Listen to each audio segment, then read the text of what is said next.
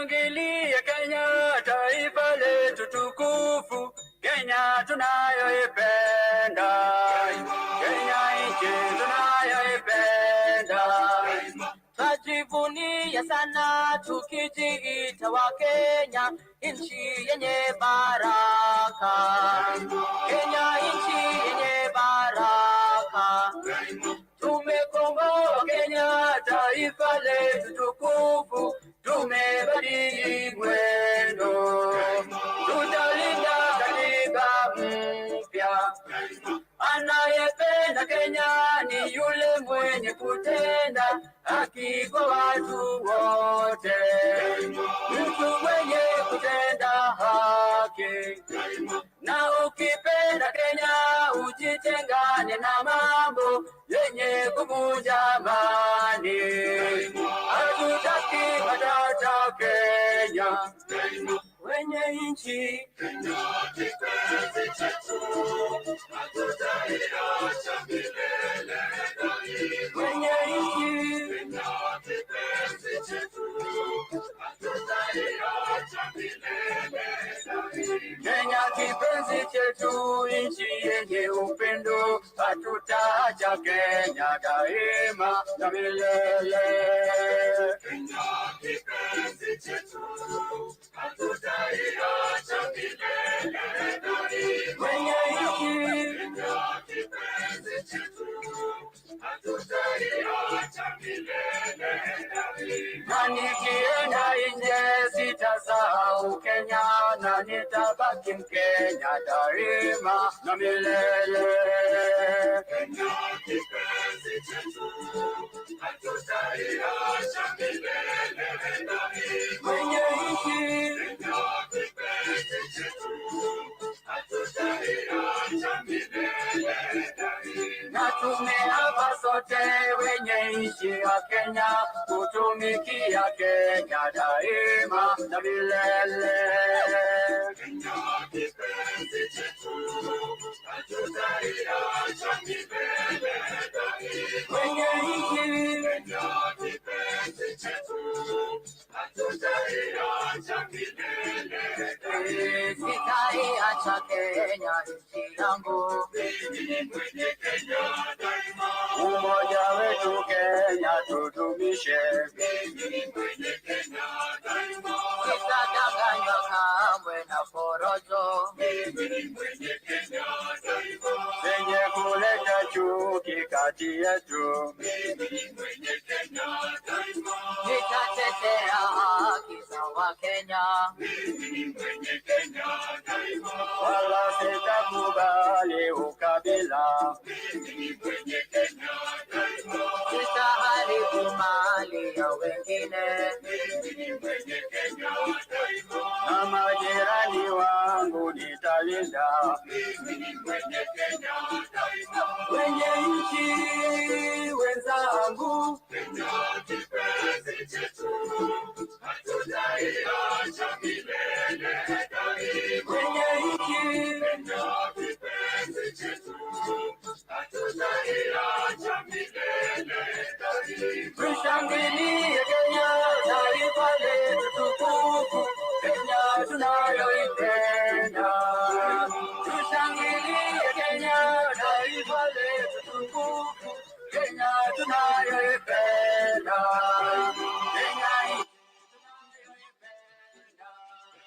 Kenya nchi tunayoipenda. Jamhuri Kenya yetu, Miaka mingi imepita, Jamhuri Kenya yetu, haya sisi sote wananchi tushangilie. Ego Jamhuri, Ego Jamhuri, Ego Jamhuri Kenya yetu yaenda mbele. Ego Jamhuri, Ego Jamhuri, Ego Jamhuri Kenya yetu yaenda mbele. Mikoa yaenda mbele, wilaya zaenda mbele, tarafa zaenda mbele, nchi yetu yaenda mbele. Ego Jamhuri,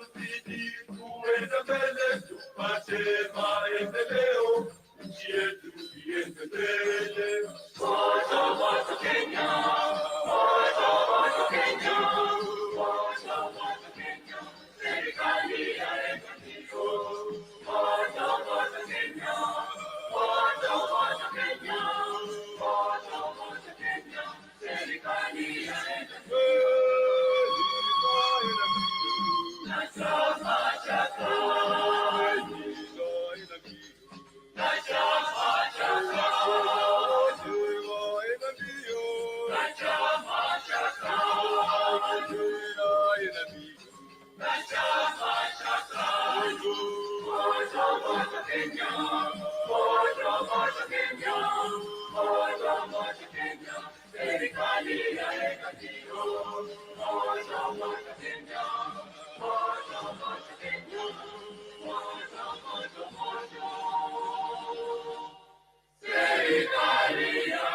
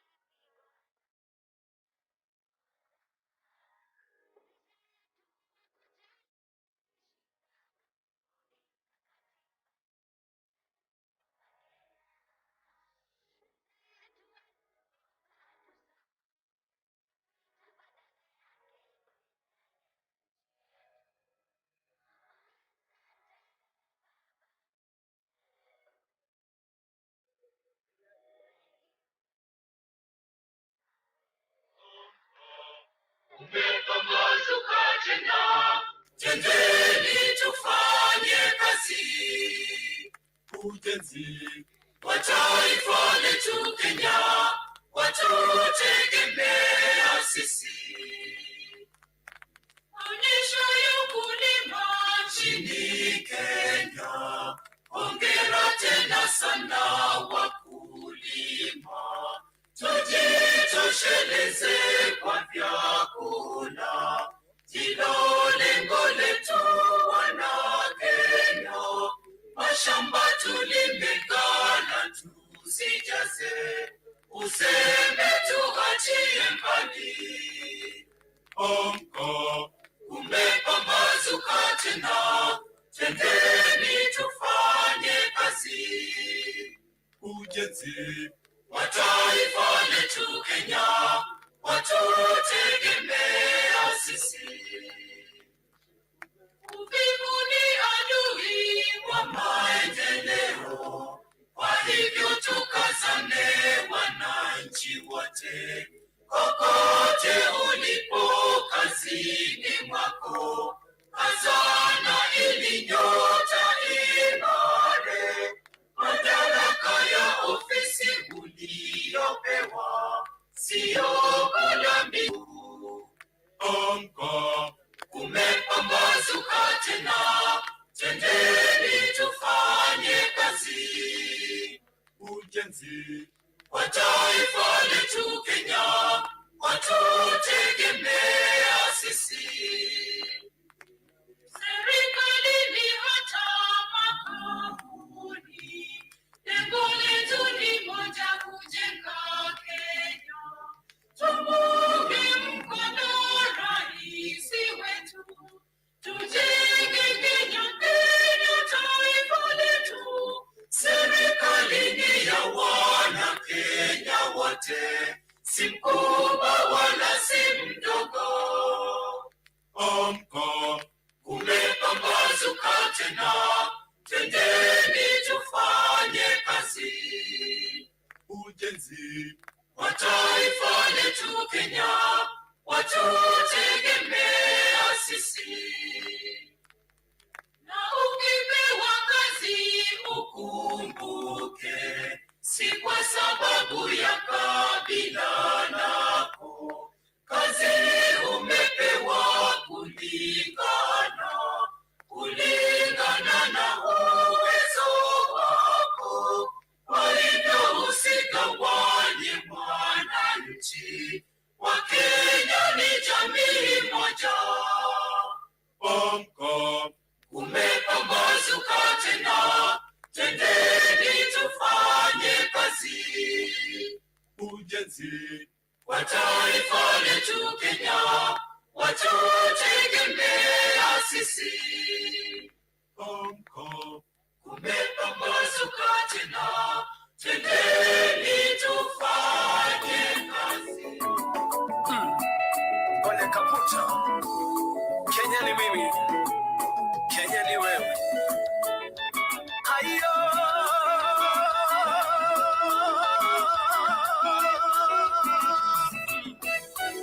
Kenya ni nchi yangu, Kenya ninaipenda. Kenya ni nchi yangu, Kenya nitaijenga. Kenya ni mimi, Kenya ni wewe. Kenya tuwa moja. Kenya ni mimi, Kenya ni wewe. Kenya tuwa moja. Babu zetu walituonyesha maana ya umoja. Hizo nyayo zao tatakiwa kufuata.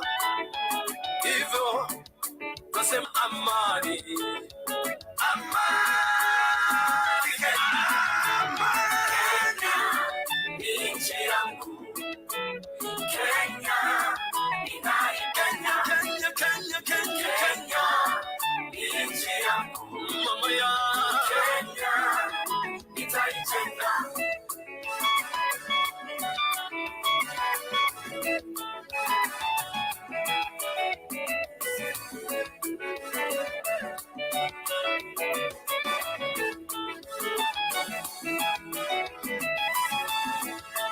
ukabila tutaumaliza. Nchini Kenya tunayoipenda, vijana kwa wamama, wazee kwa watoto, tunasema amani, amani nchini Kenya. Pembe zote tuseme amani. Mungu Baba katuweka pamoja, akijua tuwa moja. Damu yako leo ikitolewa, utashangaa ni kama ya mwenzako. Mbona tupigane, mbona tusosane, mbona tuchukiane? Wakenya, Kenya ni nchi yangu, Kenya, Kenya, Kenya, Kenya, Kenya, ninaipenda. yelele ma, Kenya ni nchi yangu, yelele, yelele, yelele, yelele, yelele, nitaijenga. vijana mna Mungu, vijana mna nguvu. Msikubali kuharibu Kenya, msitumike na mtu yeyote asiyependa kujenga Kenya.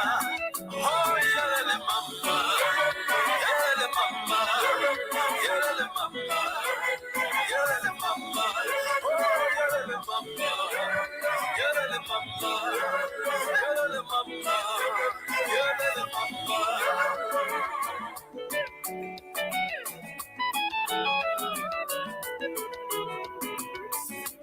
Usipige mwenzako, piga kura.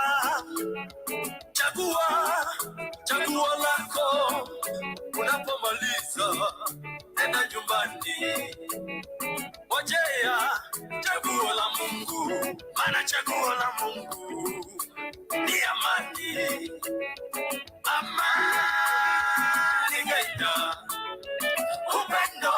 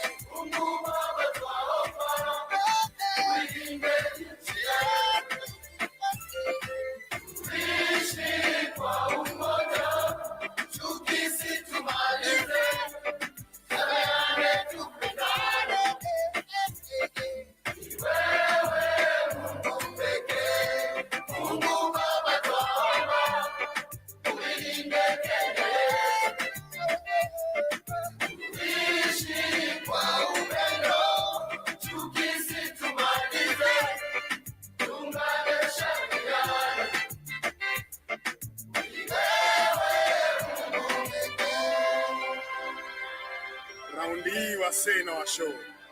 Tusipochunga Vision 2030 itakuwa Vision 3020. Violin.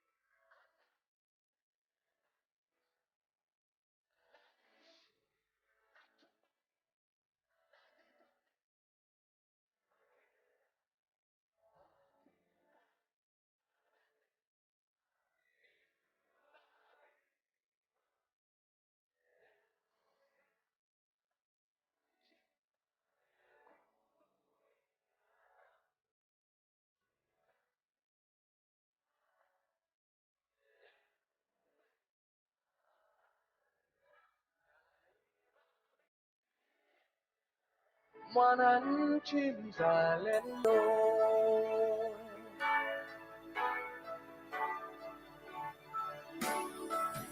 Kwa uchungu na mateso, kwa vilio na huzuni, tulinyakuliwa uhuru na mashujaa wa zamani. Hawakushtushwa na risasi au kufungwa gerezani, nia yao ukombozi, kuvunja pingu za ukoloni. Naishi na tumaini, najitolea daima Kenya. Hakika ya bendera ni uthabiti wangu. Nyeusi ya wananchi na nyekundu ni ya damu, kijani ni ya ardhi, nyeupe ya amani. Daima mimi Mkenya, mwananchi mzalendo.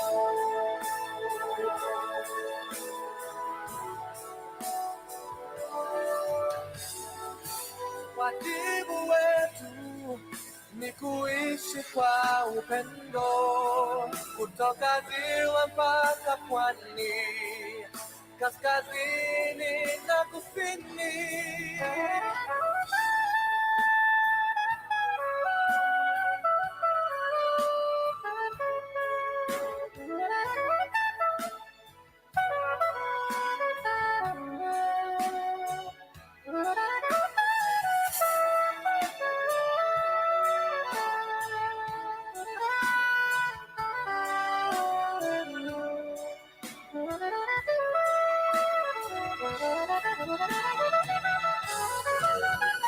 Naishi na tumaini, najitolea daima Kenya. Hakika ya bendera ni uthabiti wangu. Nyeusi ya wananchi na nyekundu ni ya damu, kijani ni ya ardhi, nyeupe ya amani. Daima mimi Mkenya, mwananchi mzalendo.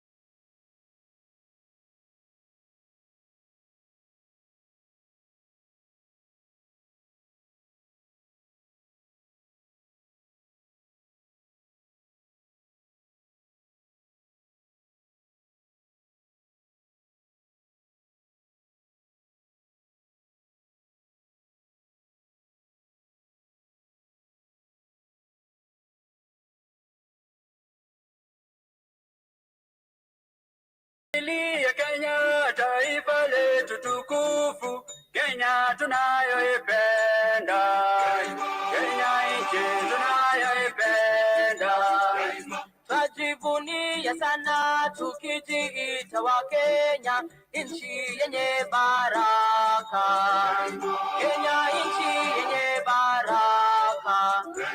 Tumekomboa Kenya, taifa letu tukufu, tumebadili mwendo, tutalinda katiba mpya. Anayependa Kenya ni yule mwenye kutenda haki kwa watu wote, mtu mwenye kutenda haki. Na ukipenda Kenya ujitengane na mambo yenye kuvunja amani. Hatutaki matata Kenya, wenye nchi kipenzi chetu, hatutaiacha milele daima. wenye nchi Kipenzi chetu, hatutaiacha milele daima. Kenya kipenzi chetu, nchi yenye upendo, hatutaacha Kenya daima na milele. Kenya kipenzi chetu, hatutaiacha milele daima. Wenye nchi Kenya kipenzi chetu, hatutaiacha milele daima. na nikienda nje sitasahau Kenya, na nitabaki Mkenya daima na milele. Kenya kipenzi chetu, hatutaiacha milele daima. Wenye nchi Kenya kipenzi chetu, hatutaiacha milele daima. na tumeapa sote wenye nchi ya Kenya, kutumikia Kenya daima na milele. Kenya kipenzi chetu, hatutaiacha milele daima. Wenye nchi Kenya kipenzi chetu, hatutaiacha milele daima. sitaiacha Kenya nchi yangu. Mimi ni mwenye Kenya daima. Umoja wetu Kenya tudumishe. Mimi ni mwenye Kenya daima. Sitadanganywa kamwe na porojo Mimi ni mwenye Kenya daima. zenye kuleta chuki kati yetu. Mimi ni mwenye Kenya daima. Nitatetea haki za Wakenya, Mimi ni mwenye Kenya daima. wala sitakubali ukabila. Mimi ni mwenye Kenya daima. Sitaharibu mali ya wengine, Mimi ni mwenye Kenya daima. na majirani wangu nitalinda. Mimi ni mwenye Kenya daima. Wenye nchi wenzangu, Kenya kipenzi chetu, hatutaiacha milele daima. wenye nchi Kenya kipenzi chetu, hatutaiacha milele daima. tushangilie Kenya, taifa letu tukufu, Kenya tunayoipenda. Tushangilie Kenya, taifa letu tukufu, Kenya tunayoipenda. Kenya nchi tunayoipenda. Kenya nchi tunayoipenda. Jamhuri Kenya yetu, Miaka mingi imepita, Jamhuri Kenya yetu, haya sisi sote wananchi tushangilie. Eko Jamhuri, Eko Jamhuri, Eko Jamhuri Kenya yetu yaenda mbele. Eko Jamhuri, Eko Jamhuri, Eko Jamhuri Kenya yetu yaenda mbele. Mikoa yaenda mbele, wilaya zaenda mbele, tarafa zaenda mbele, nchi yetu yaenda mbele. Eko Jamhuri, Eko Jamhuri, Eko Jamhuri Kenya yetu yaenda mbele.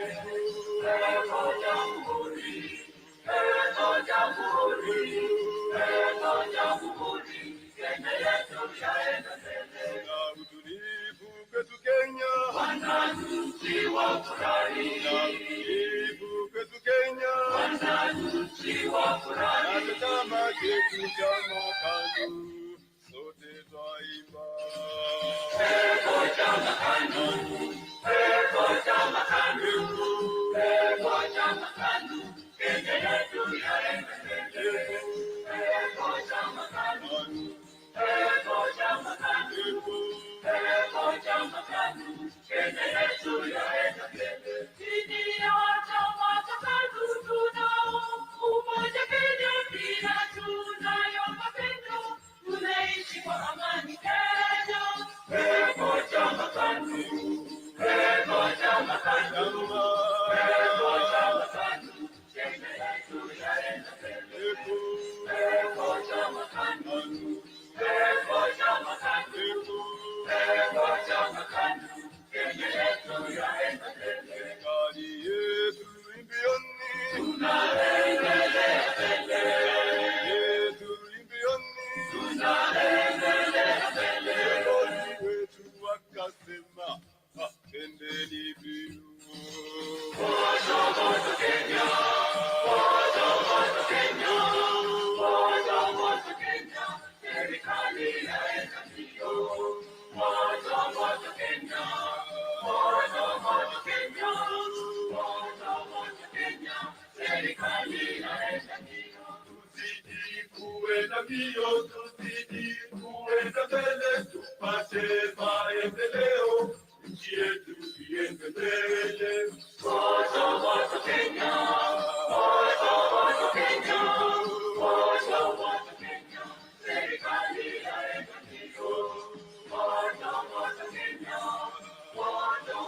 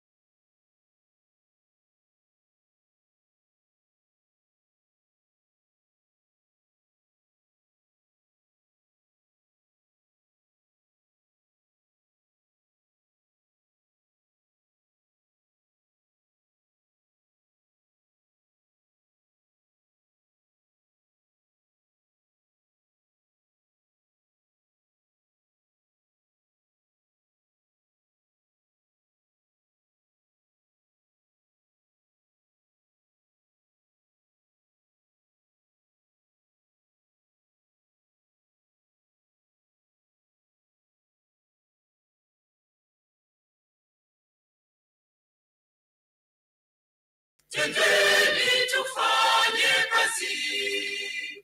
Ujenzi wa taifa letu Kenya watutegemea sisi.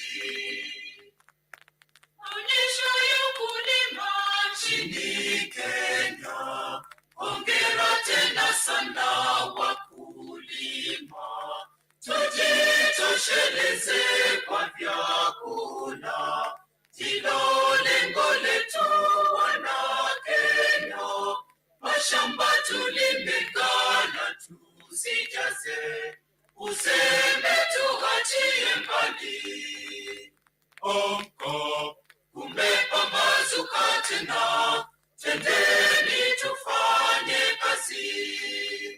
ujenzi wa taifa letu Kenya watutegemea sisi. Uvivu ni adui wa maendeleo, kwa hivyo tukazane wananchi wote. Kokote ulipo kazini mwako, kazana ili nyota ing'are. Madaraka ya ofisi uliyopewa sio kulaumiwa. amka, Kumepambazuka tena, tendeni tufanye kazi. ujenzi wa taifa letu Kenya watutegemea sisi. Serikalini hata makampuni, lengo letu ni moja, kujenga Kenya. Tumunge mkono rais wetu, tujenge Kenya, Kenya taifa letu. Serikali ni ya wana Kenya wote, si mkubwa wala si mdogo. amka, Kumepambazuka tena, tendeni tufanye kazi. ujenzi wa taifa letu Kenya watutegemea sisi.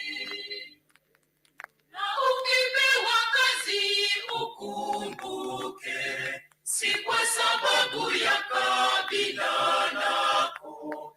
Kazi umepewa kulingana na uwezo wako. Kwa hivyo usigawanye mwananchi, Wakenya ni jamii moja. amka, Kumepambazuka tena, tendeni tufanye kazi. ujenzi wa taifa letu Kenya watutegemea sisi. amka, Kumepambazuka tena, tendeni tufanye kazi. Ole Kaputa, Kenya ni mimi, Kenya ni wewe. Ayo,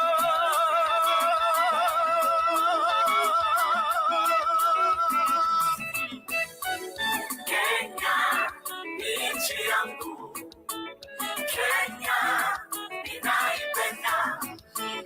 Kenya ni nchi yangu, Kenya nitaijenga. Kenya ni mimi, Kenya ni wewe. Kenya tuwa moja, Kenya ni mimi, Kenya ni wewe. Kenya tuwa moja, babu zetu walituonyesha maana ya umoja. Hizo nyayo zao tatakiwa kufuata, hivyo nasema amani, amani, Kenya ni nchi yangu, Kenya ninaipenda. Kenya, Kenya, Kenya, Kenya ni nchi yangu, mama ya Kenya nitaijenga.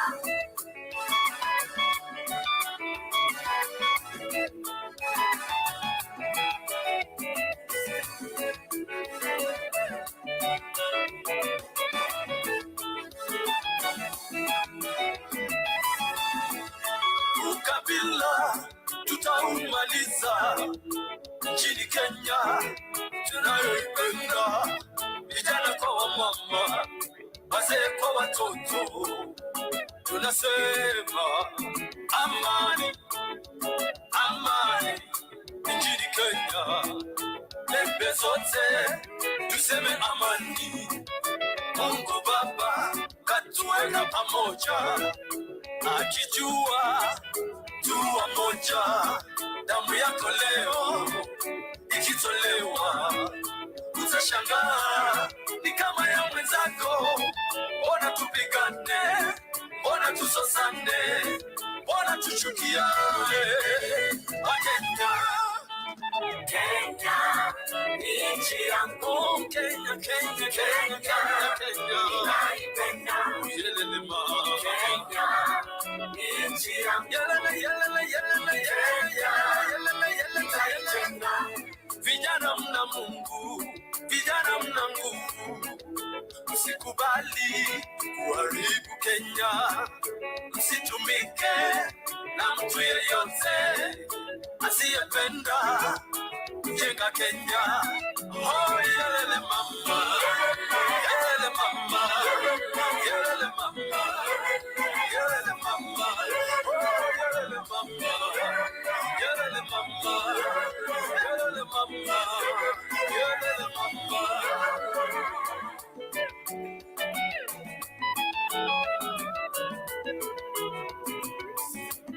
Usipige mwenzako, piga kura, chagua lako.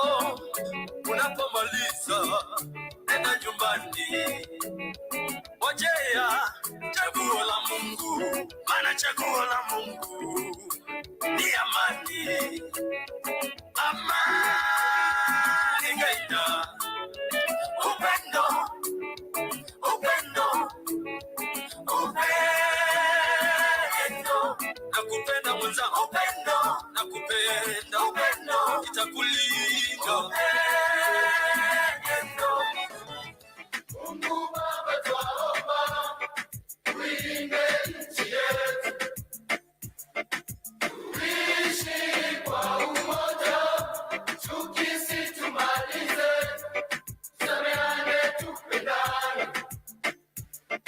Ni wewe Mungu pekee, Mungu Baba twaomba, uilinde Kenya yetu, tuishi kwa upendo, chuki situmalize, tuungane, shangiliane. Ni wewe Mungu. Let me say love, love, love one another. What can you do? Say not love one another. Let me say serve one another. What can you do? Say not serve each other. We are the leaders of today. We are the kings of today. We are the princes and the queens of now. We are the one that the Lord has chosen. Yes, we are the one with the power today. Yes. Amen. My home, my Kenya, my land. Amen. My residence, my president. Amen. My town, my city, my crown, my love, my joy, my pride. My home, my Kenya, my land. My residence, my president. My town, my city, my crown, my love, my joy, my pride. Mungu Baba twaomba, uilinde nchi yetu, tuishi kwa umoja, chuki situmalize, tusameane, tupendane. Ni wewe Mungu pekee, Mungu Baba twaomba, uilinde Kenya yetu, tuishi kwa upendo, chuki situmalize, tuungane, shangiliane. Ni wewe Mungu pekee. Raundi hii wasee na washow, tusipochunga Vision 2030 itakuwa Vision 3020. Violin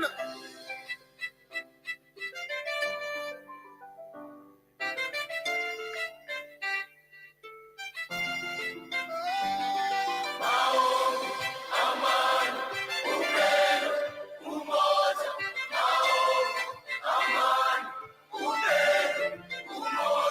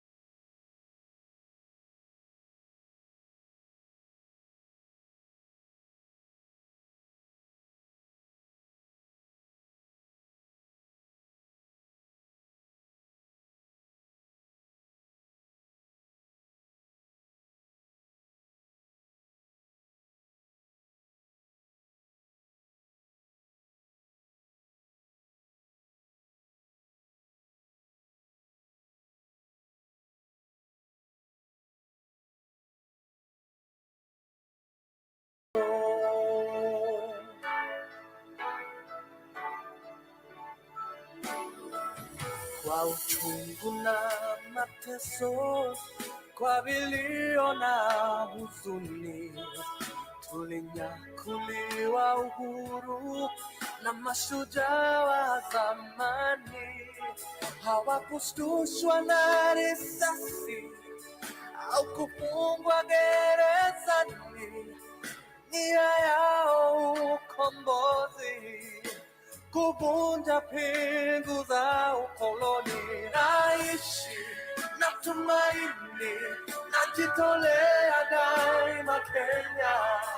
Hakika ya bendera ni uthabiti wangu, nyeusi ya wananchi na nyekundu ni ya damu, kijani ni ya ardhi, nyeupe ya amani. Daima mimi Mkenya, mwananchi mzalendo.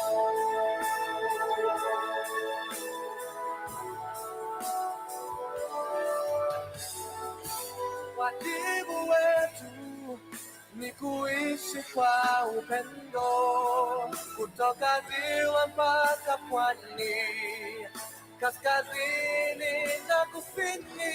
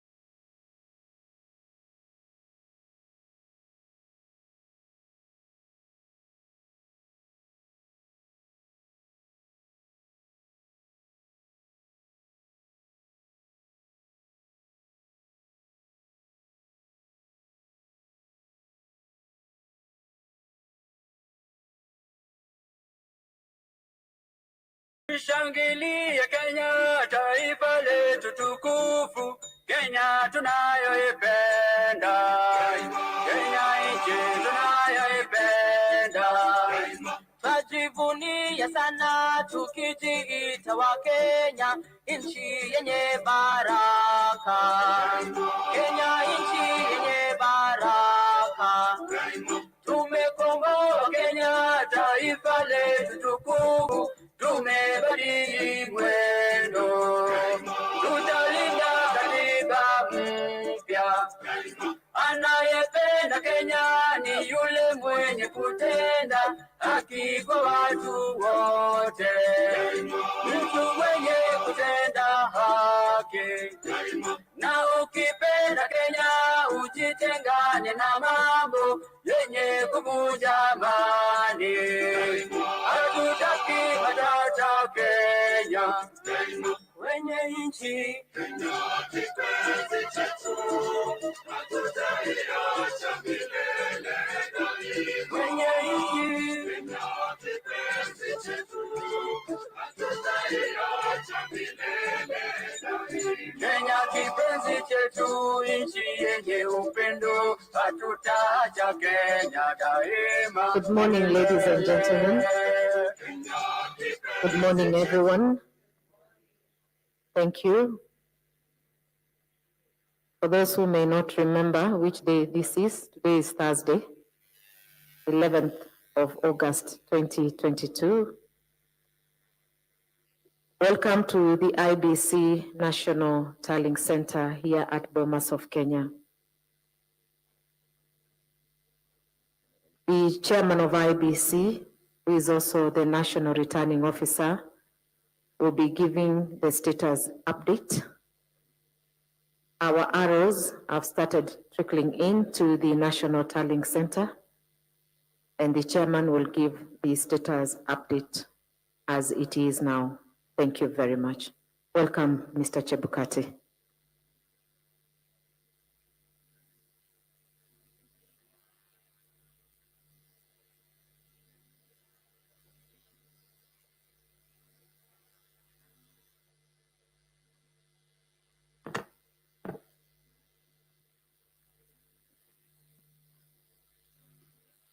Good morning, ladies and gentlemen. This is a status update as to where we are. The Commission appreciates Kenyans for the patience they continue to exhibit as it collates and tallies the results. In addition, we are also grateful to the media for the reporting of the general election results, which you have been doing diligently. On that aspect, I wish to state that the Commission signed a memorandum of understanding with the Kenya Media Sector Working Group on the 4th of March 2022, and one of the areas of collaboration was to provide comprehensive and objective coverage of the electoral process, including tallying and transmission of results. In the spirit of transparency, the Commission gave media access to polling stations, tallying centers, and the results portal to report the progress of election results in real time.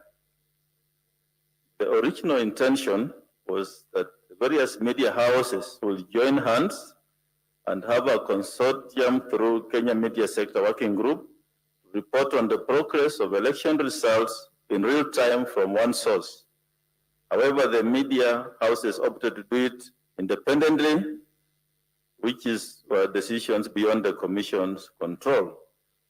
And we take note that as a result of that, the tallies across the media houses vary, and we appreciate that this may be so because each media house is accessing the public portal of the result forms at different times, and each is using its own criteria and sequencing, among other factors, including perhaps different amounts of resources deployed. But just want to inform Kenyans that the final announcement and declaration of the presidential result will be done by the National Returning Officer here at Bomas, and what may be happening at the media houses showing various results, we hope at the end of the tallying they'll be harmonized and they'll look similar, because the results are from the same source, the same public portal. So there should be no panic about the differences we are seeing on the media screens, TV screens, because of the approaches the media houses may have taken. The Commission has ensured that there's 100% availability around the clock of the results portal, which we are all accessing to ensure and guarantee transparency. Also wish to state that the results transmission from 34A from the polling station is ongoing. As you can see on the screen, we are at 99.84% out of the 46,229 polling stations. We have done 46,156, leaving about 73 polling stations having not transmitted yet. We shall give a report on those that may have not transmitted by the end of the day today. I also want to confirm that results, including those in areas that used manual voter register, that's Makueni in Kibwezi West constituency, where there were 84 polling stations that voted manually, and 154 polling stations in Kakamega, especially Malava constituency, in Kakamega, have all transmitted from 34As, except 2 in Malava constituency. What happened here is that voting was done manual, but by the time of counting, the Commission had ensured that the KIMS kits were ready and deployed for transmission. So transmission took place as envisaged in those 2 areas where largely voting was done manually. Collecting and announcement of results in a majority of constituencies is complete, and the returning officers have now started coming to physically deliver the results. of Form 34As and 34Bs here at Bomas. And there are teams, as you can see, in the center of the auditorium working on it. And we hope that this exercise will likely take place mainly between today and tomorrow, and we hope to finalize in due course. As I said yesterday, just to repeat what's going on at the auditorium lobby, verification of transmitted image of results is happening from 34As against from 34Bs. That verification is what's happening there. And then there's also verification of 34Bs against 34As. And there's a team which is collating from 34C. And we shall then be able to populate that on the screen and come up with also percentages of the candidates. And then we shall also be able to know which candidate has scored in terms of the counties to meet the minimum threshold of 25%. And finally, we shall do the declaration of presidential results. In conclusion, I wish to say that the law requires that the Commission undertakes this exercise within 7 days from the presidential election. And as I said earlier, we shall endeavor to conclude this exercise at the earliest possible time. And once again, urge Kenyans for their patience as we undertake this important exercise. So thank you very much. I would like now to introduce the team leader for purposes of this exercise ongoing, Professor Leo, to come forward and give some guidelines on what's happening on the floor. And then if you have any questions, we can take after that. Thank you.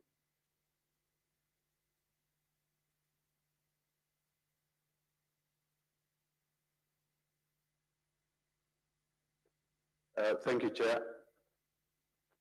We did explain the process that is taking place at the auditorium floor, but we explained to the presidential agents then that it's good for us to explain to everyone here what is going on.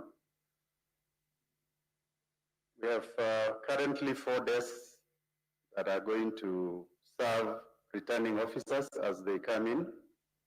The returning officers will come in through this gate on my right here at the bottom, and they will walk to any of the 4 desks, 1, 2, 3, 4, any of the 4 desks that will be available.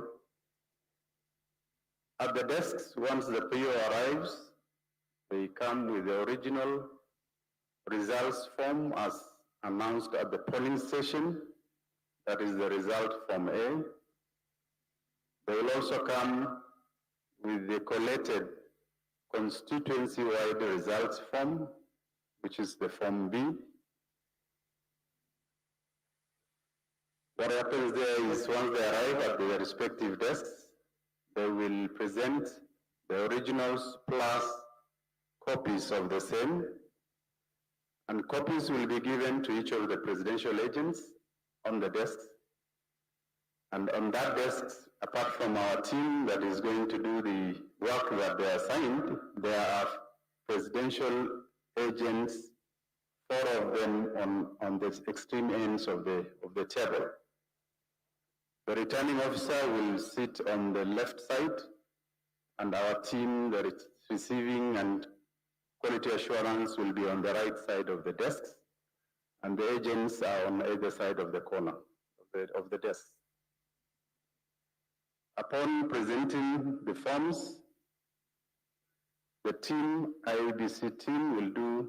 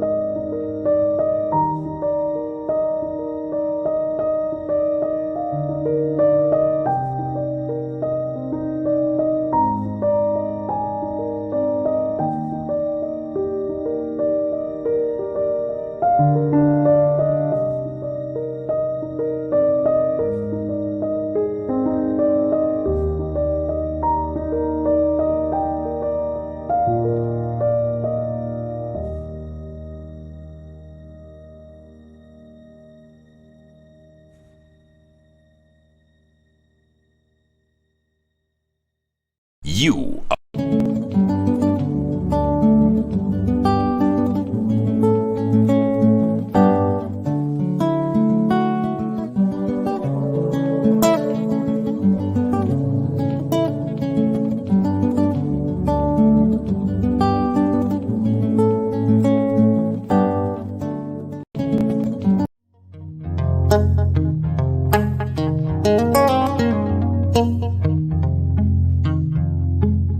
I have a problem. My friends, I have a problem. I have a problem. I have a serious problem. It's not a money problem. It is a different problem. It's not political problem. It is a different problem.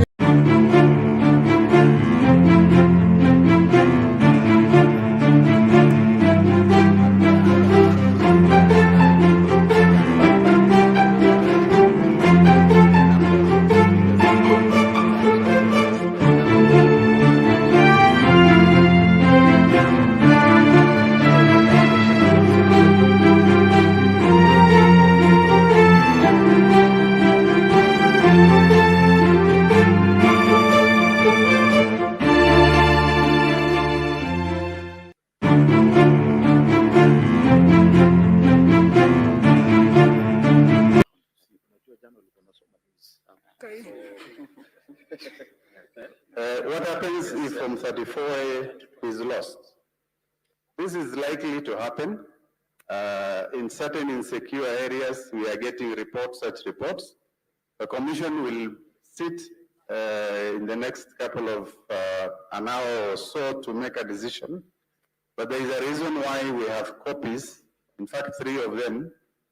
One is the original, which is supposed to be brought by the PO to the RO. Then there is a second copy which is locked in the box, and there is a copy that is meant to be displayed on the door of the polling station. So in the event that any of them is not available, there will be a copy that will be available. Either if it comes extremely important that we have to open and retrieve the A, that decision will be made by the commission in the next 1 hour. But there are such cases.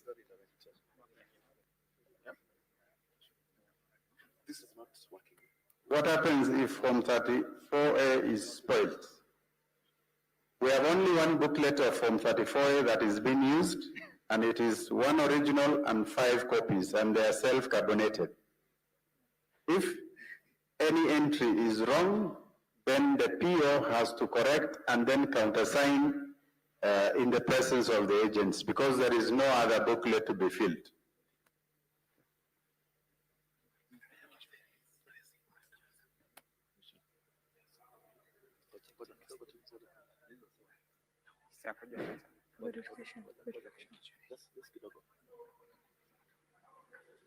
Please proceed. Kwa majina naitwa Emmanuel Kilongo from TV Magharibi, na swali langu ni kila mwaka wa uchaguzi tumeona kwamba baada ya matokeo kutangazwa, vyama vilivyohusika katika uchaguzi huo huwa vinaelekea katika mahakamani. Katika uchaguzi huu kama tume ya IEBC, ni hakikisho lipi ambalo mlipa ushuru kwamba uchaguzi utakapokamilika hakuna pesa zaidi atakazotumika kuharamikia kesi mahakamani? Asante.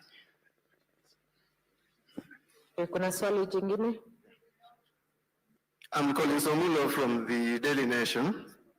My question is, for the areas that you suspended elections in, are the candidates allowed to continue campaigning until 48 hours to their due date?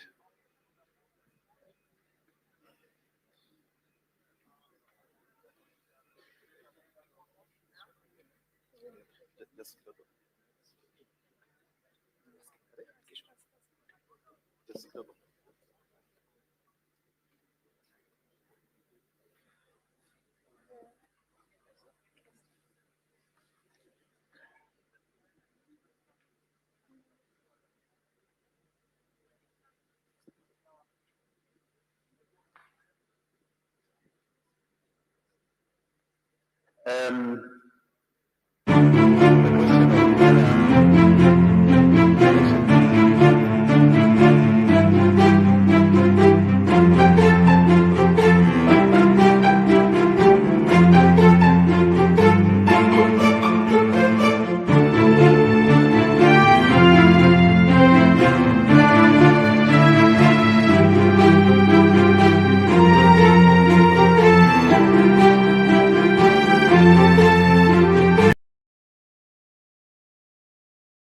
Kenyan or any party will go to court because it is their right. And as a country, as a democratic country, with a working constitution and laws, Kenyans can go to court if and when they are aggrieved. And so as a commission, we will prepare ourselves to defend our position in whatever court that we will be taken. And so we cannot give that assurance, but we are trying to be as open and transparent so that everybody can have confidence in the process. And part of that confidence is what is happening on this floor. And by the way, for the first time, we are seeing contestants conceding defeat. For the first time in the history of elections in this country, we have seen contestants conceding defeat at various levels. And this is an indication that each one of them are satisfied with the process. They have done their own tallies and have come to the conclusion that they did not win. And it is our hope that that trend will continue, and it will continue up to the presidential results. As for the question of whether the areas where we suspended the elections campaigns can continue, our view is that campaigns have concluded. This was an eventuality arising from an emergency, and therefore we have not opened up campaign period. So the suspension that has been put in place still applies, because we will do the exercise of the elections immediately after we conclude the current process. Thank you very much.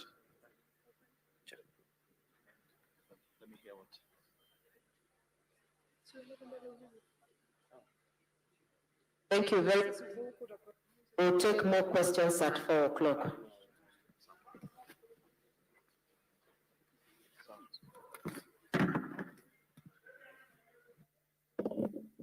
Are you from the media?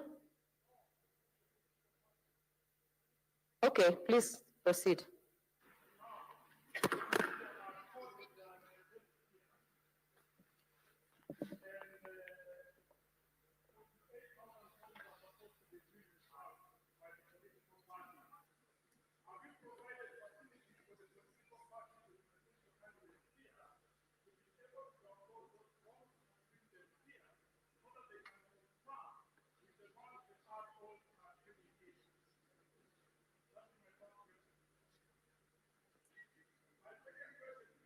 We will only take one question, sorry.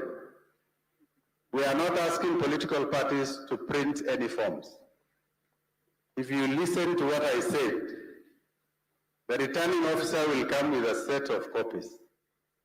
And the presidential agents here will be given a set of copies of the Form S and the Form B as they arrive.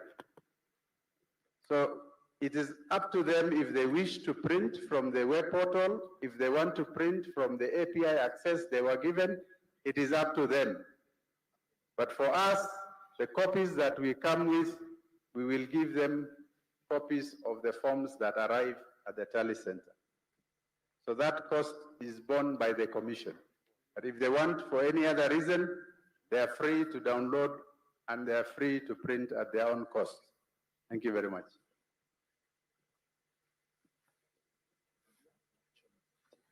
Thank you very much. As Professor has said, the Commission is as open and as transparent as possible, and will also be as facilitative as we can be. Thank you very much, and see you again at 4 o'clock.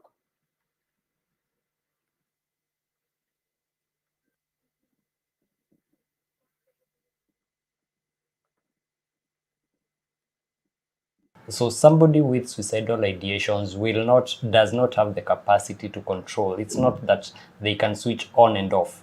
Yeah. The suicidal ideations come as a last resort. They have tried everything else, and in their mind, it's not working. So when they are thinking, planning about suicide, it is to remove themselves because they view themselves as the problem. At In Heart, your home of authentic conversations. Very, very good afternoon. If you're tuned in from Nairobi, Kenya, my name is Likuyani Eli, and you're following live these proceedings from the IEBC headquarters, that is the IEBC Tallying Center in Nairobi, Kenya, the Bomas. Of course, we just had a very short press brief, and right about now, I want to bring in one gentleman to help us digest and dissect the happening so far. So if you're tuned in, let us know where you're tuned in from, and if you can hear me, sir, let me know, because it's quite a challenge having streams from the Bomas. We've been having some technical mishaps here and there, but thank you so much for staying tuned in. It's already 2 or so days after the elections, and people have been following pensively, waiting to hear the final result of who is going to be the president we want 2022. A lot of votes have been casted across the country, but of course there was reports of low turnouts in some areas. What has been the real situation, and who is gonna take the final lead of the country? So far, so good. We can report that we've seen Deputy President William Ruto and of course Right Honorable Raila Amolo Odinga getting head-to-head, a contest that has shown that indeed Kenyans want the best out of these two. But what exactly is in store, and what has been the situation in Nairobi? Let's bring in Godwin. Good evening, Godwin. Good afternoon, if you can hear me. How are you this afternoon? Good afternoon, Eli. I'm doing well. Maybe from your end. I'm quite well, Godwin. Let's just say, did you vote? It's my civic duty and my constitutional right, so I had to exercise my constitutional right. I did. You did in case vote. you're doubting, you can check. Well, I know some of you have friends from the coastal region. You tend to paint your fingers, but that's story for another day. Quickly, bring us up to speed. What has been your experience so far? And we will be digesting much of that communication from the IEBC presser. But for now, give me a general view of how you feel the elections have been so far. So far, so good. But on the material day during the voting day, I think from where I was voting, we had challenges with the Kim's kit. So from my polling station, we had to delay with up to the voting started around 11 instead of 6 as earlier scheduled. So you'll find in my polling center, we had 2 streams. So stream 1 had issues, but stream 2 was moving quite okay because they didn't have challenges. So other than that, now, that means the counting had to go late into the night. And even as we speak right now, we're still having counting going on, even for the MCA, for member of county assembly seat. So it's been quite a hectic situation, but so far so good. Moving by what others polling stations and polling centers went through, we can say there are a bit of challenges, but thank God the process is ongoing. A lot of challenges, you say, and thank God the process is Eli, still can you hear me? ongoing.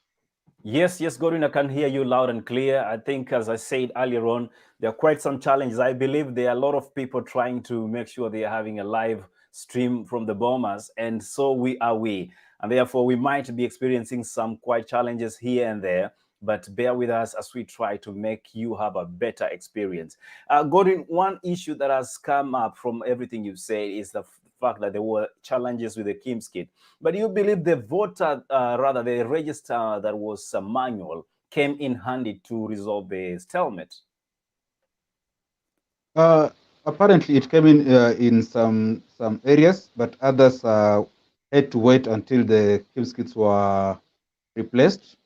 Because if you look in it, according to the preparation of IBC, as I had indicated earlier, they had allocated at least 8 KIMS kit backup for each ward. So the challenge was for it to be replaced. It took a bit of time, but eventually things went back to the normal process, and eventually people had to exercise their duty. And then one thing I noticed is when it comes to verification of polling stations and polling centers, there are some people who really didn't take it so seriously. So you find someone has queued on this stream, and then upon reaching the polling on the polling clerks, they find they are not supposed to be voting from that particular station, so they have to move to the other. And you see what that means. There's some people who get, because people have been queuing on this line for quite some time. You're queuing on the other line, you've gotten inside the polling station, you're being told you're not supposed to be voting from this station, so you have to go to the other one. Then going to the other one, no one is going to let you just cut the queue and enter the station. So people are like, I've been here for so long. Someone thinks about going to queue again, they're like, is it really necessary? They end up going home. So I think we had many votes going to West, and for some reason, I might say we didn't have enough civic education on the issue of verification and stuff. That's why you find someone doing on the wrong stream for them, only for them not to vote. Yeah.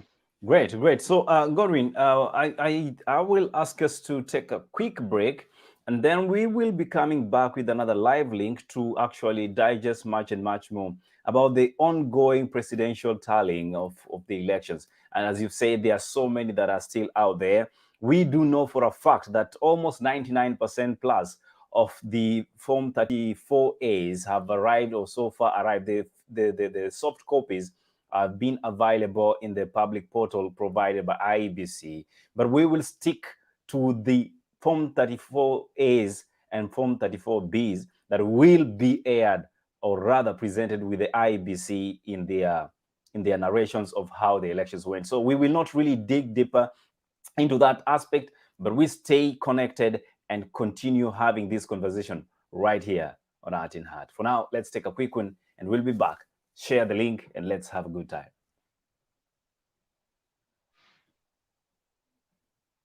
You know, many people say girls are closer to their dads, right? And if you check, a good percentage of girls who have really succeeded in their lives were closer to their dads. It's quite unfortunate that I really didn't grow up having that connection with my dad. Given the fact that he was around, but we didn't really have that connection. I actually think I missed that fatherly love. Nilikuwa tu, you see. And this contributed to a big percentage of my childhood traumas that I'm struggling with right now. Yes.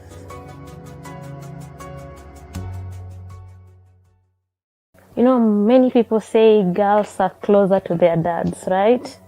And if you check, a good percentage of girls who have really succeeded in their lives were closer to their dads. It's quite unfortunate that I really didn't grow up having that connection with my dad. Given the fact that he was around, but we didn't really have that connection. I actually think I missed that fatherly love. Nilikuwa tu, you see. And this contributed to a big percentage of my childhood traumas that I'm struggling with right now. Yes.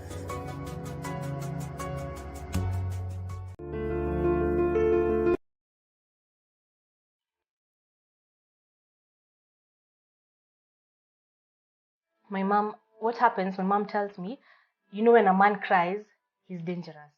Being Africa, Amefika mwisho, he can even kill you. So you go apologize. Imagine. Make peace. Go make peace. Imagine. So I say, okay, mom has a point. This is a man and he's crying. You need to go make peace. But I was also furious because I know as much as my mom is telling me go apologize, I still have some answering to do. So I get to town, board a car to his place. So when I get there, the first thing I ask is, why did you call my mom? What she tells me is, do you know I don't have a mother? He's trying to play smart. He's actually trying to make you feel guilty. Yes, he's playing with my emotions. I feel guilty, I feel bad. You have a mother. And he tells me, your mother is the only mother I have. So let me ask you, Patricia, as a matter of fact, do you think emotional abuse? Maisha ilikuwa ngumu hasa kwangu, sababu nikiangalia mama anatumana nguo kutoka Taveta. Zikiletwa, baba anangoja mama ameenda, wanazimwaga, wanazikagua. Mama wa kambo analeta mafuta, zinamwagiliwa, zinachomwa. Jioni tukikuja naambia enda ufuate ng'ombe. Nikizifuata napata ng'ombe imekufa, sinapeleka zingine.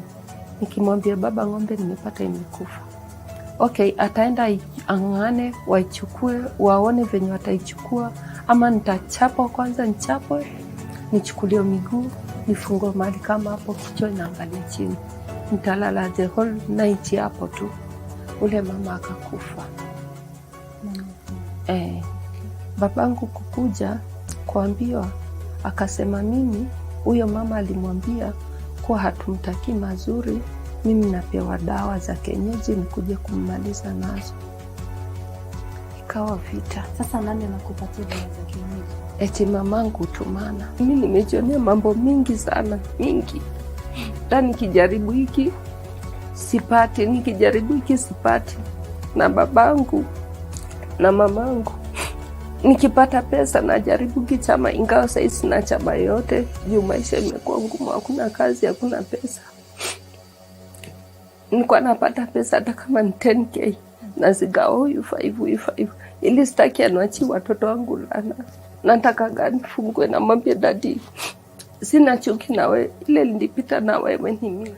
Nikapata shangazi ni mgonjwa, akaniambia hiyo uchungu uko nayo, siku moja itakuja kukumaliza, uachane na hiyo machungu uko nayo.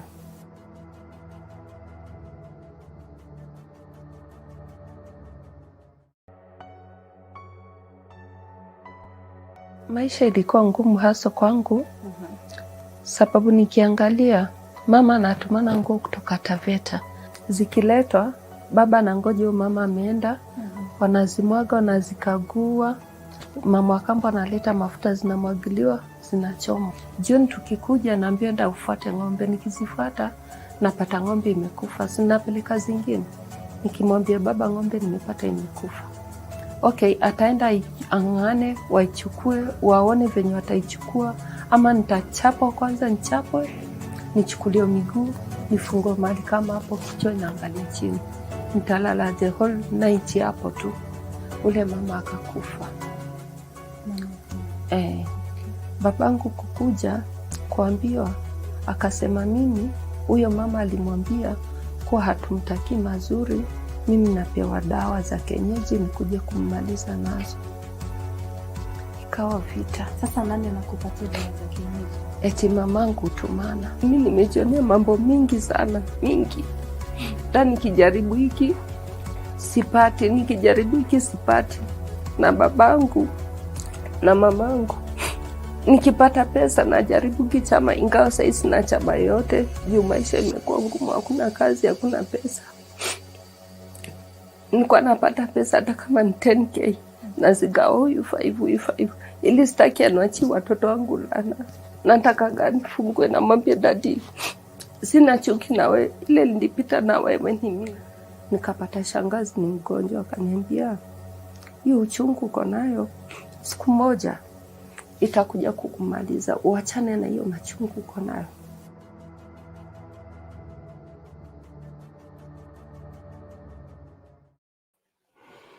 And yes, good afternoon. Of course, it is now 1 p.m. Kenyan time, and we want to get a close look of how things have been moving. I see we still have some activities there at the Bomas of Kenya, and you're watching the Arts in the Heart streaming live on Facebook, YouTube. And soon enough, we are going to connect this link to the radio, that is blueradio.co.ke. But for now, we stream live here.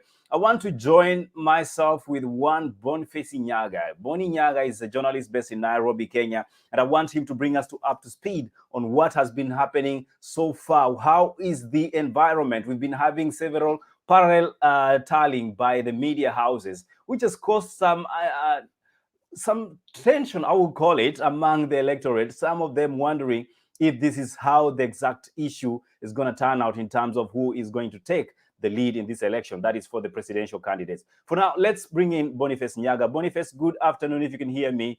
How are you? Afternoon. Hi, Ali. You can hear me? Hi, I can hear you loud and clear, sir. How are you? And how are you in Nairobi? Well, Nairobi is great. We've become mathematicians. We are all either lawyers, we are election lawyers and mathematicians right now. Okay. So have you been trying to tally the numbers, and what can you bring us as facts to this conversation? I'm not a good enough mathematicians to bring you the tallies, because the reality is this. You see, the way it's working, if you're familiar with the election process, whenever you vote, you're given a stream. Like for me personally, I was in a stream. I voted in one particular stream. So that room that you walk into, once you vote, at the end of the tallying, when the voting is closed, what happens is that room actually has representatives from all the candidates.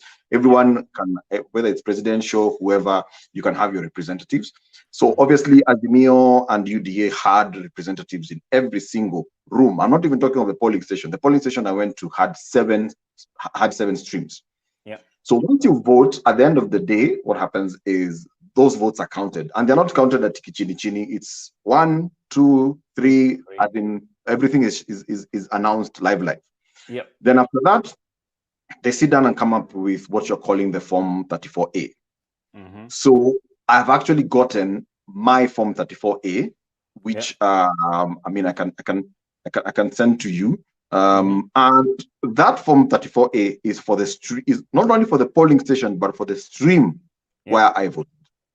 So then those immediately after they've been counted and everybody is okay with it, they sign.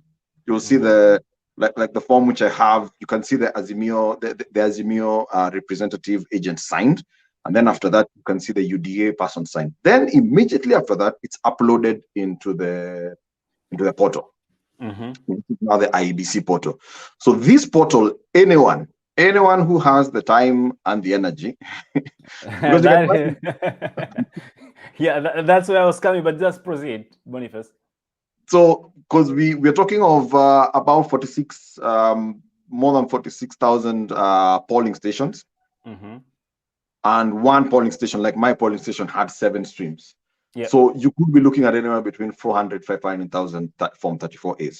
So for those who are wondering, that's where all this tallying is coming from.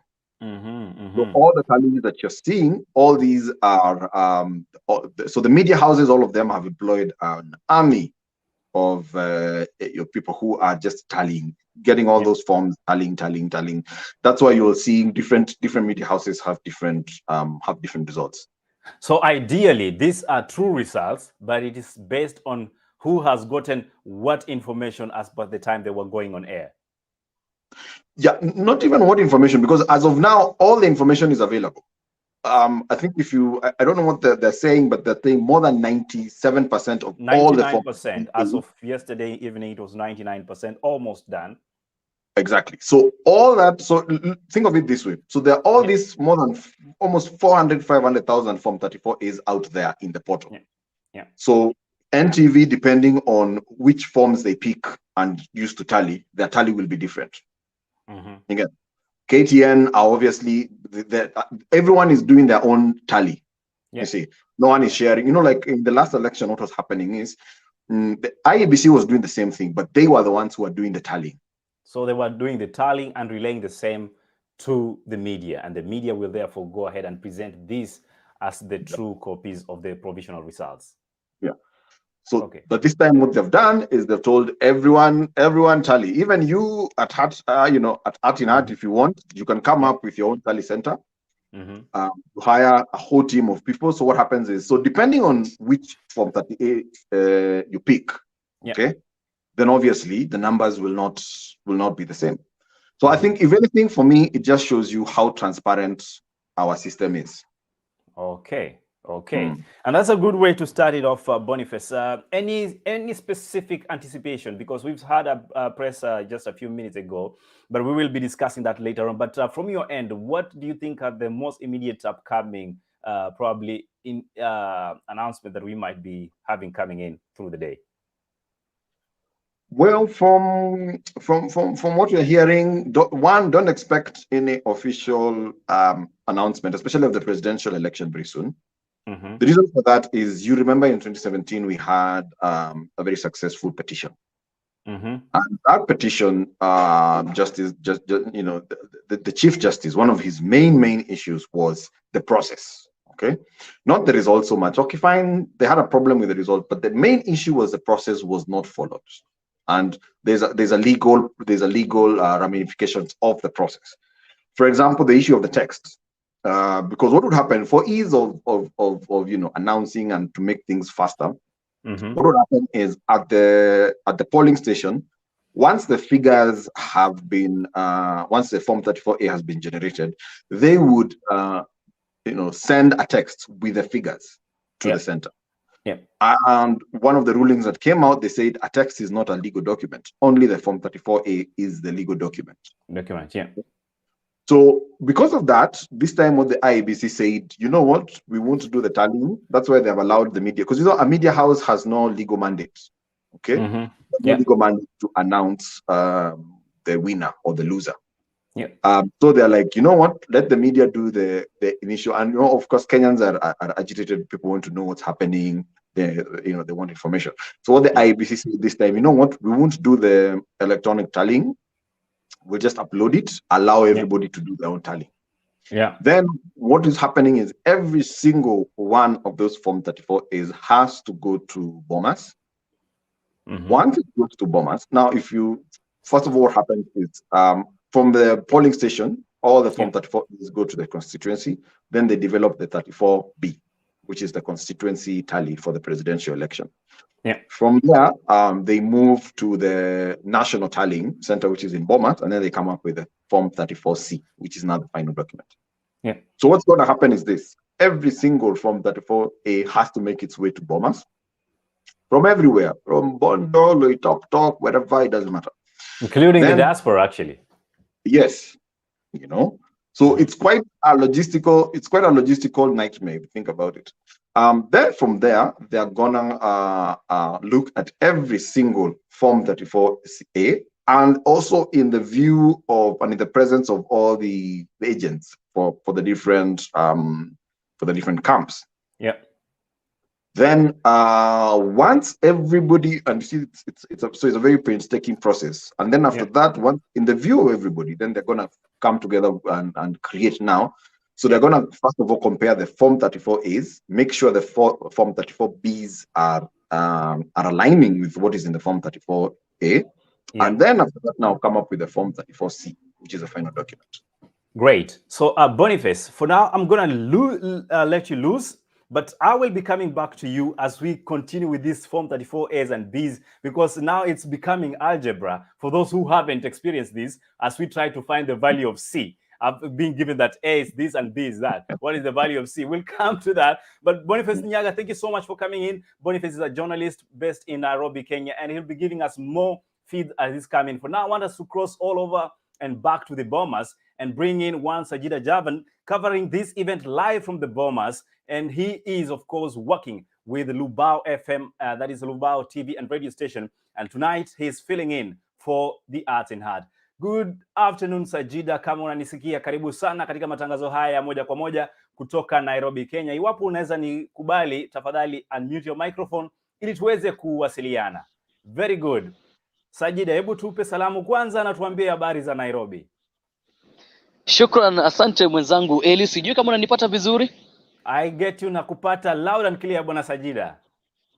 Asante, nashukuru kwanza kwa nafasi kuweza kunialika kuweza kushiriki na kuweza kumweleza Mkenya ambaye yuko pale nje kuhusiana na hali ilivyo uchaguzi humu nchini. Hapa Kenya ni masaa ya saa 7:09 saa za Afrika ya Mashariki na Kati. Tunazidi kuweza kusubiria matokeo ya uchaguzi mkuu hapa katika ukumbi wa Bomas of Kenya jijini Nairobi katika eneo bunge la Lang'ata.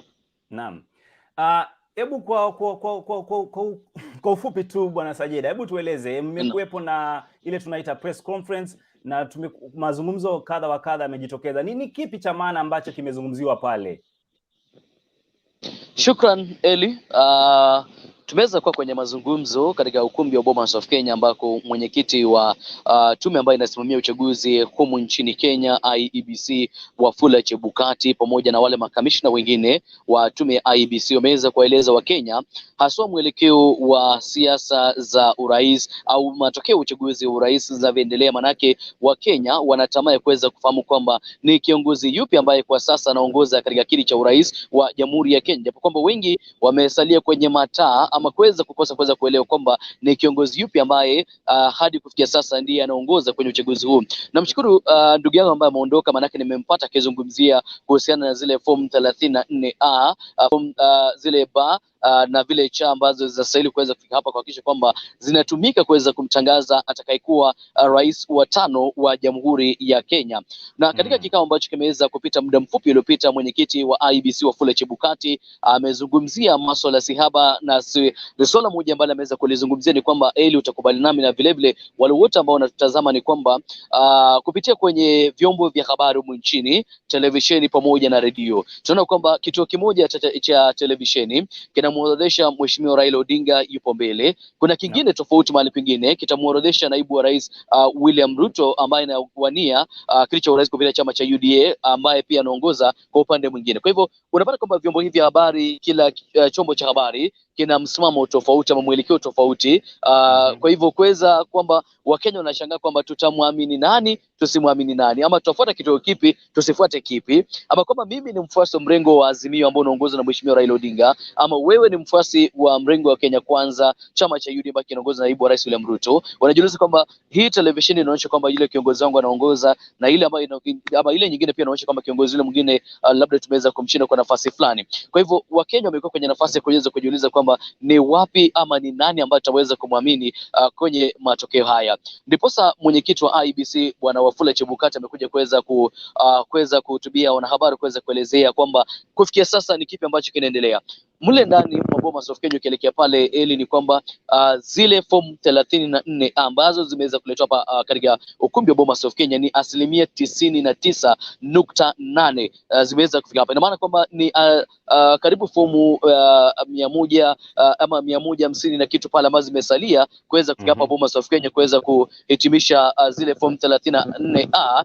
kutoka kule katika maeneo bunge ya kuweza kufika hapa kuweza kudhibitishwa na kisha baadaye yataweza kujazwa kwenye ile form 34 na ile ambayo bana C ambazo zitumika kwa pamoja kuweza kutangaza rais wa 5 wa Jamhuri ya Kenya. Sasa hivi wale maajenti wa pande zote wapo katika ukumbi huu wa Bomas na wanazipokea zile fomu moja kwa moja, manake zimekuwa kwenye mitandao, lakini sasa zinaletwa hapa Bomas of Kenya moja kwa moja ziweze kutumika kuweza kujua kwamba nani ambaye haswa, ama hamna tofauti kati ile fomu ambayo iko kwenye mtandao na ile zile fomu ambazo zimeletwa hapa moja kwa moja, zote ziweze kuangaliwa, zidhibitishwe, kisha baadaye zitatumika kuweza kutangaza matokeo ya uchaguzi mkuu. Kwa hivyo ndio yale ambayo Bwana Wafula Chebukati mwenyekiti wa IEBC alikuwa anazungumzia, na ameweka wazi kwamba vyombo vya habari viliruhusiwa kuweza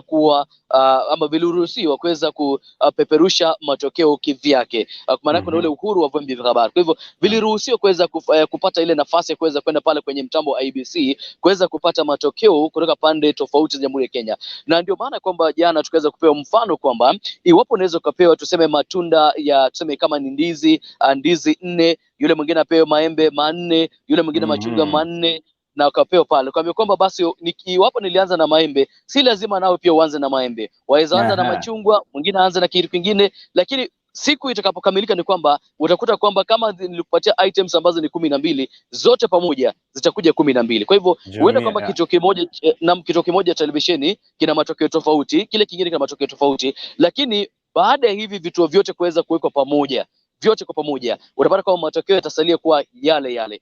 Kama kile kilimweka Raila Odinga mbele ama William Ruto mbele, yote kija pamoja, tutaeleza kwamba ni nani ambaye atakuwa ameibukia mshindi kwenye uchaguzi mkuu wa urais humu nchini Kenya, wakati ambapo Kenya inazidi kuweza kusubiria. Naam, asante sana Sajida kwa maelezo hayo, lakini ningependa tu kujua kutoka kwako kama mwanahabari, ni lipi la msingi ambalo nyinyi kama wanahabari mnafanya, ama wewe kama mwanahabari Sajida kutoka kituo cha Lubao FM mweza kutekeleza ili muweze kusaidia wananchi kutokuwa na ile hali ya mshike kwamba hawana tulizo? Maanake kila mtu kila mahali unaona fulani anaongoza, fulani ni kama ametupita, ni kama tunapoteza kinyang'anyiro Kiswahili kidogo kinyang'anyiro chenga kinyang'anyiro basi ni kama kana kwamba mambo kama hayo. Ni vipi sasa nyinyi kama wanahabari mnafanya ili kuweza kutuliza huu wasiwasi? Natumai kwamba Eli utakubaliana nami kwamba si kwamba napinga kile kituo kuweza kuwa na tuseme njia mwafaka kuweza kufikia zile portal za IEBC ili kuweza kupata matokeo ya uchaguzi mkuu nchini. Ile kwamba maoni yangu yangelikuwa kwamba wakati ambapo vyombo vya habari vilikuwa pamoja kwenye masuala na mdahalo, tunaona kama mdahalo wa rais, wale manaibu wa rais, vyombo vya habari vilikuja pamoja na vikaweza kutoa ule mdahalo kwa njia moja. Ingelikuwa sawa iwapo pia katika uchaguzi huu kwamba vyombo vya habari pia vingelikuwa na kituo kimoja ambacho kinapata haya matokeo, kisha kinavipa vyombo vya habari, alafu haya matokeo yanakwenda yote kwa sambamba. Lakini kwa sababu kila chombo cha habari kinajitegemea na uhuru wa vyombo vya habari pia unaangaliwa, ni kwamba sasa hivi ni Mkenya wewe kuweza kuamini kwa uweze kuangalia kwamba hapa kwenye Bomas of Kenya ni kueleza kwamba asilimia ambayo hizi fomu zimefikia form 34As ni asilimia 99.8. Na ukiangalia kwenye vyombo vya habari, televisheni pale bado havijafikia asilimia kubwa au nusu ile asilimia ambayo tunakujuza pale. Kwa hivyo ni kuweza kuwa tuna subira, uweze kutulia, uweze kuipatia nafasi pia tume huru ya IEBC nafasi ya kuweza kufanya kazi yake, waweze kukamilisha, na kisha baadaye matokeo yataanza kuweza kutiririka punde tu wale majenti ambao nimeeleza kwamba walikuwa wamesimamia uchaguzi wameanza tayari kuweza kuwasili nchini. Kwa hivyo iwapo Wakenya watakuwa wenye subira kuweza kusubiria kwamba tuweza kuwa na muda wa kuweza kutosha, tuangazie asilimia zile fomu ambazo zimefika hapa tulinganisha na ile asilimia IEBC, basi Wakenya watakuwa na wasiwasi. Maanake kila Mkenya sasa hivi mahala ambapo imefikia Eli ni kwamba hata ukimweleza Mkenya kwamba tuwe watulivu tusubirie, tayari kuna wale ambao washafanya uamuzi, washajua kwamba nani ambaye anaongoza, nani ambaye ameshindwa, japo kwamba asilimia haijafikia ile IEBC ambayo iko hapa Bomas of Kenya. Naam, kabla nikuache ili uondoke Bwana Sajida, ningependa tu kidogo tujuze kama mwanahabari iwapo unayafahamu haya jinsi mambo yanafanyika. Ni asilimia ngapi ambayo inahitajika kwa kila mshindi ama kwa kila anayepigania kinyang'anyiro hichi kuweza kuhitimu ili aweze kutangazwa kama mshindi wa urais? Sajida? Nadhani tumempoteza Bwana Sajida, lakini kwa sasa ninaungana naye tena Boniface. Kidogo naona ni kana kwamba ameregea. Kabla nimlete Boniface, Sajida, sijui wapo unanisikia? Nakupata mwenzangu, shukrani. Kidogo tu nilikuwa nimekosea mahali lakini nimerekebisha. Naam. Sajida, iwapo unafahamu jinsi sheria zinavyosimamia uchaguzi wa urais, ni vipi kwamba mtu atatangazwa ama yule candidate atatangazwa kuwa mshindi, anahitaji kuhitimu asilimia ngapi ya matokeo ama ya kura zilizopigwa? Alright, swali zuri hilo ambalo umeweza kuniuliza mwenzangu Eli, na mimi nashukuru kuweza kuchangia kwenye swali hilo. Ni kwamba kulingana na sheria za uchaguzi humu nchini, yule ambaye ni mwaniaji wa kiti cha urais wa Jamhuri ya Kenya yastahili kwamba aweze kupata angalau tuseme asilimia 50 ongeza moja, 50+1%, ili kwamba aweze kutangazwa kama mshindi wa kiti cha urais humu nchini. Na pia hapa katika jiji la Kenya tunafanya kazi na serikali za kaunti ama serikali za majimbo gatuzi 47. Kwa zile serikali 47 angalau uweze kupata zile 24 ambazo zinakuunga mkono kama yule ambaye ni mwenyeji wa urais. Kwa hivyo sasa hivi ni ile 50+1% ambayo itatumika kwamba kuweza kumtangaza ni nani ambaye anaongoza. Iwapo yeyote hatafikisha ile 50+1%, inaashiria kwamba uchaguzi huu utaenda kwenye duru ya pili. Japo kwamba tazidi kuweza kusubiri, manake haijakuwa virahisi humu nchini kuweza kuna kwamba kiongozi anaibuka na chini ya asilimia 50 ongeza moja.